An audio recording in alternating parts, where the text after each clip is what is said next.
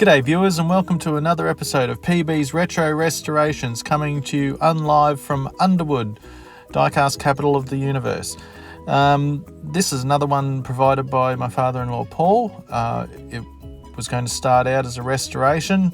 As you can see, it's missing its driver, it's missing its spare wheel off the back, and one of the rear mudguards has been snapped off. So I'm going to have a go at fixing that. Had some mixed results in the end. It also ended up being a custom in the end, but I'll explain more about that later on. The first thing you'll notice is how tiny this car is. Hello, I'm a tiny little car.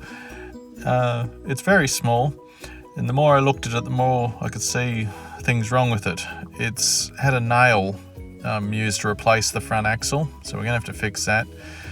The front mudguards are also bent and not snapped off, but they're bent under. The one on the back is snapped right off. Also underneath, once I got the wheels and everything off, you could see just how bent the front chassis is where the wheel axles go through. You can see here. So we're going to straighten all that out. We'll strip it back, and then I was going to attempt to match the colour, but then realised Paul has several of these, and when I mean several of them. So we decided to go with a custom makeover in the end. Nothing too wild, just a change of paint. We got one wheel off okay, and now I had to cut the end of the nail off to get it to come out through the body. It's fighting me already.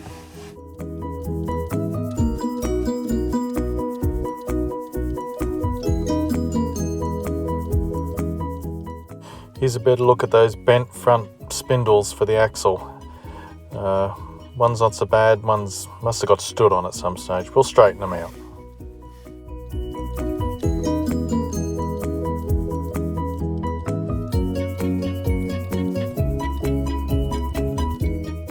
Now that I've got the back wheels off, another problem presents itself. The rear spindles are bent fairly badly too, so we'll straighten them out too. Shouldn't be too bad. Now, you've heard me talk about how some paint comes off like a dream and some of it won't come off at all. Well, guess which one this is. It's been sitting in paint stripper for half an hour. Hopefully it's loosened it up a bit at least, and we can just Dremel it off.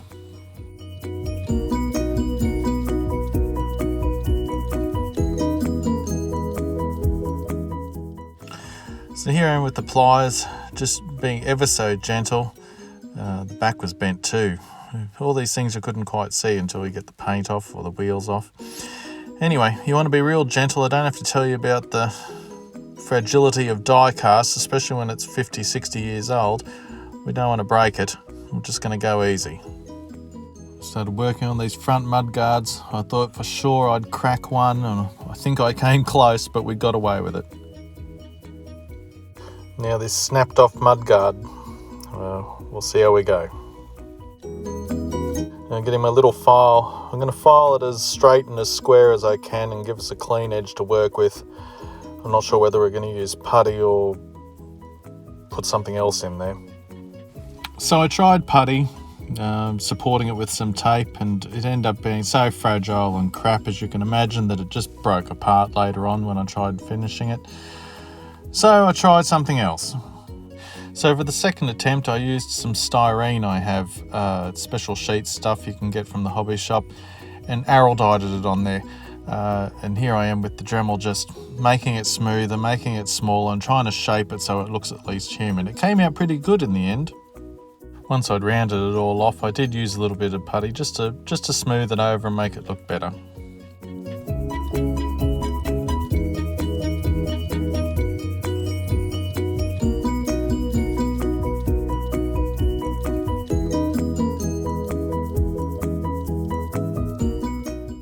Now, you remember me saying we started out as a restoration. I was spraying it cream.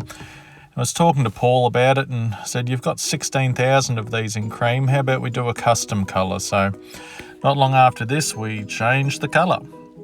And what better colour for a true British classic than British Racing Green? And tan seats. Now, I've made some replacement axles for this car, so they're nice and straight and clean. I didn't have any originals that would fit, so I'm just going to trim them to length, burr them over, and hopefully it'll look the part.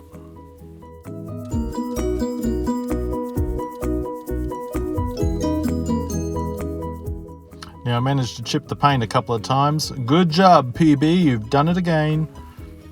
Now the spare parts box that Paul gave me has yielded a driver. So we're going to paint him and detail him a bit, give him his little red cap, and he'll be all set to go.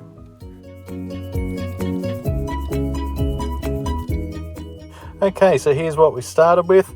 No spare wheel, no left rear mudguard, no driver, bent spindles, nails for axles, and generally pretty sad.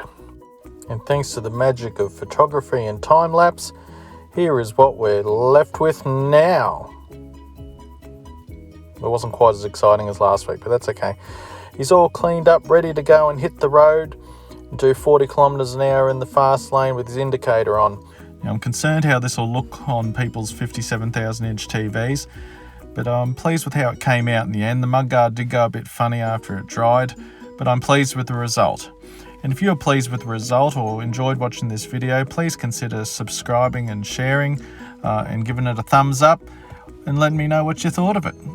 Hopefully I'll get to see you next week. We've got a big project for then. Thanks for watching, and I will see you next time. Bye.